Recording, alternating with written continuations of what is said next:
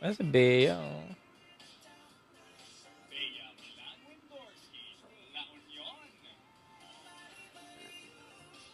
Walang gan ang ganda ni Bea.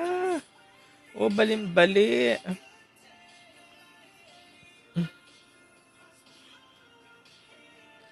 Oh, beauty of face. Oh, wala na. Bigay ulit natin yung 10 natin kay Bea. Baka na magtalo-talo pa tayo dito. Nakita nyo to. Oh. Baling-bali.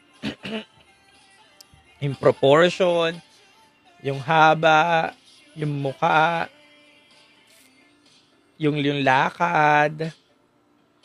Sanay na sanay eh. Yung emote. Tingin. So far, si Windorski tsaka si April Smith. Battle between April Smith and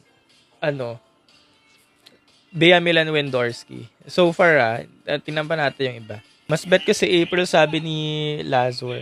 Alam ko kung bakit mas bet si April. Kasi si April, pulido lang, medyo polish. Parang umo-A sa Liad, si La Union. Na OA yan kay sa Liad, no? Especially yung last part ng Liad-Liad niya. Oo. Kumpara kay April na sobrang soft, pulido talaga. Pero, kung aanuhin nyo, silang dalawa yung nagpukpuksaan, no? April Smith tsaka sa La Union.